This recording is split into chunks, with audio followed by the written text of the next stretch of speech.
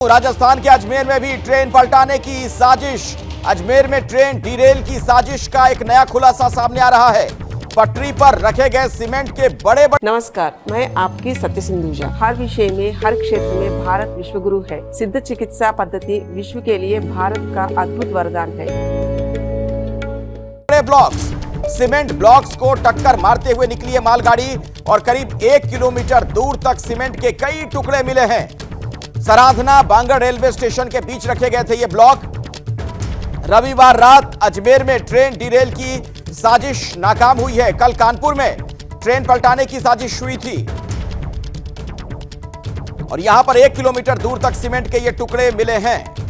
Saradhna Bangar railway station के बीच ये block रखे गए थे। तस्वीर भी आप देख सकते हैं। रविवार रात अजमेर में ट्रेन डिरेल कराने की साजिश रची गई। हालांकि सुकून की बात यह है, राहत की बात यह कि यह साजिश नाकाम हो गई। कोई बड़ा हादसा हो सकता था। तो आप देखिए किस तरीके से यह सारा कनेक्शन आपस में जुड़ता हुआ नजर आ रहा है और भारतीय रेल ऐसा लगता है कि इन दहशतगर्दों के निशाने पर है। जगह जगह से इस तरह की खबरें आ रही हैं। ये अजमेर वाली जो घटना है, इसने भी कई गंभीर सवाल खड़े किए हैं। कानपुर की घटना में आपको पता है किस तरीके से वहां सिलेंडर की बरामदगी हुई, वहां पर रेलवे ट्रैक पर पेट्रोल वगैरह की शीशियां मिली थी और अब अजमेर में आप देख रहे हैं ये बोल्डर की बरामदगी होना। और ऐसे में जाहिर तौर पर सवाल ये कि इन सब के पीछे कौन है। ISIS का खुरासान मॉड्यूल भी बताया जा रहा है। और अजमेर वाली जो घटना है, इस पर और ज्यादा विस्तार से जानकारी लेते हैं। मेरे साथ मेरे वरिष्ठ सहयोगी मनीष शर्मा भी मौजूद हैं। मनीष। बिल्कुल अखिलेश, ये साजिश किस संस्थान या किस एजेंसी ने रची है जो पाकिस्तान से जुड़ी हुई है, ये खुलासा होगा। लेकिन राजस्थान में ये अखिलेश 17 दिनों के भीतर तीसरी घटना है जब ट्रेन को बेपटरी करने की साजिश रची गई। 23 अगस्त को 12 जिले के छबड़ा में एक मालगाड़ी गुजर रही थी और वहां पर एक टूटी हुई मोटरसाइकिल के स्क्रैप को ट्रैक पर फेंका गया। हालांकि ये घटना उस वक्त इतनी हाईलाइट नहीं हो पाई।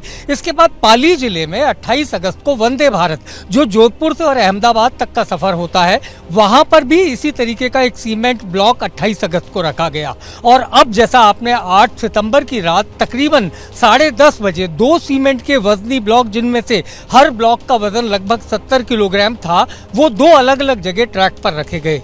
सबसे बड़ा इसको ये कह सकते हैं कि एक बड़ा हादसा टल गया, मालगाड़ी बेपटरी होने से बची। लेकिन अगर इन तीनों घटनाओं को, जो कि महज 17 दिन के अंतराल में घटी, अगर जोड़ा जाता है तो संयोग ये रहा कि 8 तारीख को ही कानपुर में ये साजिश हुई। उसके बाद अजमेर में भी ठीक उसी समय इसी तरीके की साजिश हुई।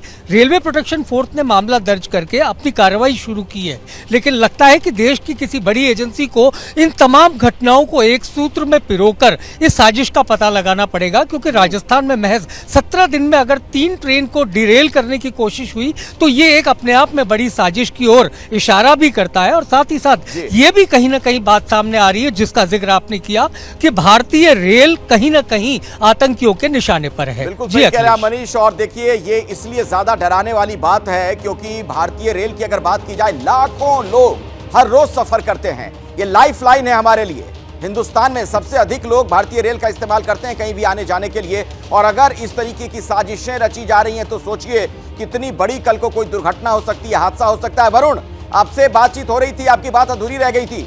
ये ISIS का खुरासान मॉड्यूल जो इसके पीछे बताया जा रहा है, क्या कुछ और जानकारी है आपके पास? देखिए, बिल्कुल एजेंसीज को इस बात का शक है कि पाकिस्तान में बैठा फरतुल्ला गौरी ही इन आतंकी वारदातों को अंजाम दिला रहा है। क्योंकि अगस्त के आखिरी हफ्ते में फरतुल्ला गौरी ने एक अपना ऑडियो क्लिप जारी किया था और उसमें ये बात अपने जो स्लीपर सेल है उनको एक्टिव होने के लिए कहा था और ये कहा था कि भारत के अंदर बड़ी संख्या में जो ट्रेन है उनको डिरेल करने की वो साजिश रचे। कहीं ना कहीं उसकी अपील के बाद से ही लगातार इस तरह की कई घटनाएं आई हैं। अजमेर की घटना के तार भी आतंकी संगठन से जाकर जुड़े हैं, इस तरह के सबूत मिले हैं। तो कहीं ना कहीं जो पूरी की पूरी साजिश के तार है पाकिस्तान से जुड़ते हुए नजर आ रहे हैं। एजेंसीज को इस बात का शक है कि ISI के इशारे पर ISIS का जो खुरासान मॉड्यूल है वो इन वारदातों को अंजाम दे रहा है, क्योंकि इस मॉड्यूल के अंदर कई सेल्फ रिडिकुलाइज आतंकी होते हैं जिन्हें सोशल मीडिया के जरिए ही संपर्क किया जाता है, उनसे डायरेक्ट कोई कम्युनिकेशन नहीं किया जाता। सोशल मीडिया के जरिए उनके ब्रेन वॉश करके रिडिकुलाइज किया जाता है।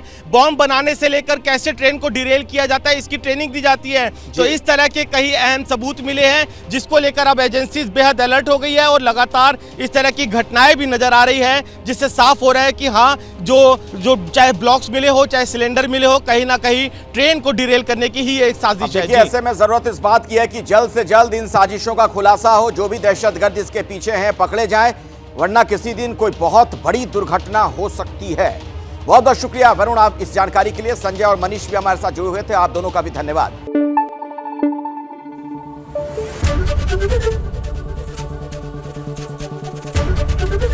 एबीपी न्यूज आपको रखे आगे।